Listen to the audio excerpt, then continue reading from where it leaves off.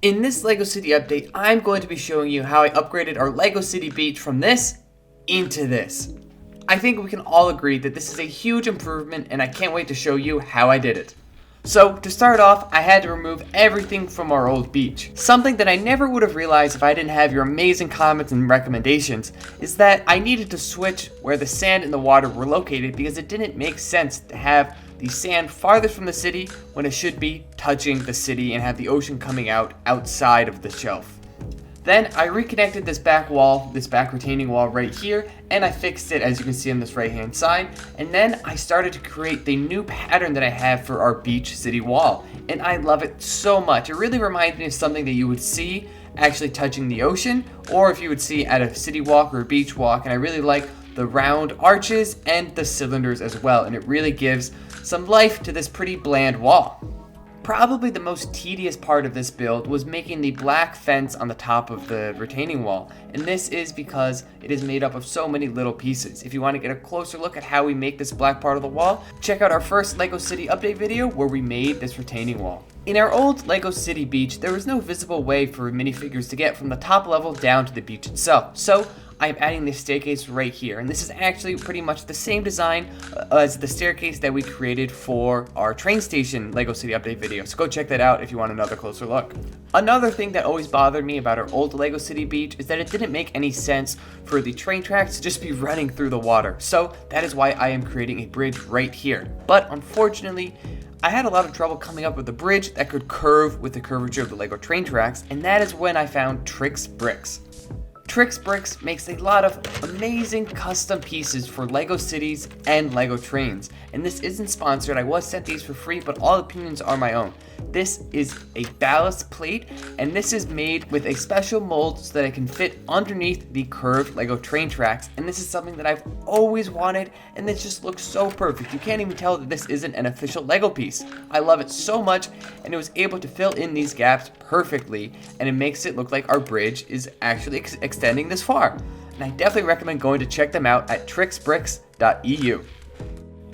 As you saw in the beginning of this video, our old beach had a lot of transparent light blue and regular blue studs scattered randomly in the ocean to make the water effect, and I wasn't sure if this is something that I was going to include in our new LEGO City beach, and as you can see here, it is just currently a blue base plate, but I think we can create a gradient of sorts by having the lighter colors closest to the shore and the darker colors farther away, deeper into the ocean. So let's get going and try that out with all of these studs I ordered right here.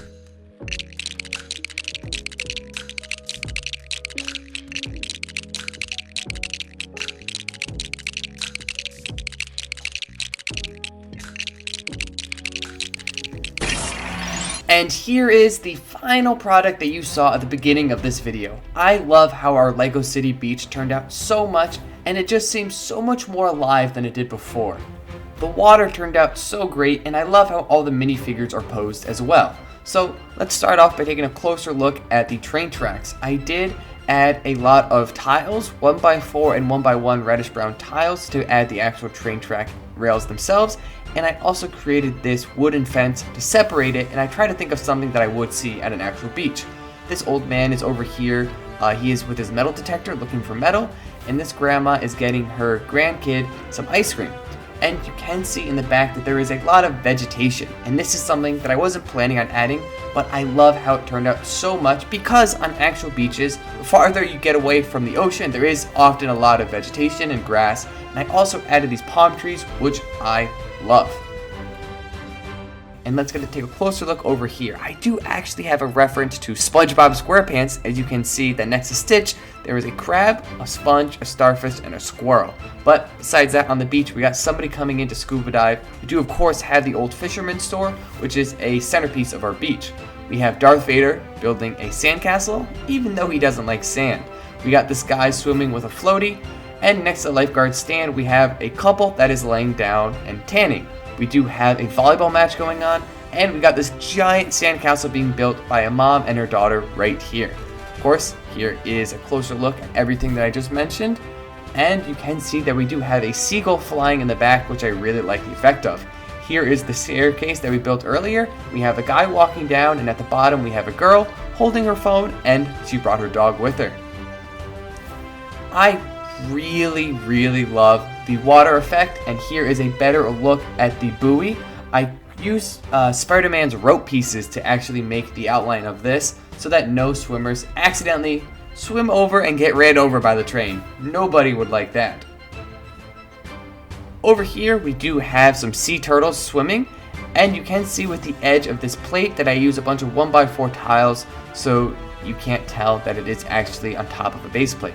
Over here, this is a custom slice of life that I made from Dexter, as well as this custom Dexter Morgan minifigure that I made. I do plan on making a new YouTube video taking a closer look at this Dexter Morgan custom with his custom boat, and you might be able to see I have his apartment in this display as well, so I'm going to be taking a closer look at that.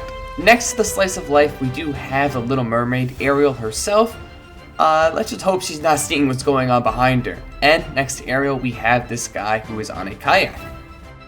We have the sea otters holding hands so they don't drift apart, and I love these LEGO Friends pieces so much. We got these dolphins over here jumping out of the water, as well as this guy on a jet ski, and this lady parasailing. These are so many fun details, and I love adding all of them to our new LEGO City Beach. I also ended up using almost every single tan plate that I had left over to add a lot of depth to the sand in the beach itself. You can see that it is not flat like it was before. It does have a little bit of hills, just like a real beach would. And I believe that this technique is called greebling, when you take something flat and add some depth to it with LEGO pieces. But anyways, I believe I showed off everything in this new LEGO City Beach, and I hope you've enjoyed learning about this building process. I had a lot of fun making this, and we got a couple more updates we got to make to our city before it is done. Well, not done. I never like to consider any build to be done because I always like to add on to them over time, but I think that this upgrade is about to come to a close for now. I hope you guys have enjoyed this video, and let me know down in the comments what you think and if you have any suggestions on what we can add to this LEGO City. I hope this helps. Have a great day.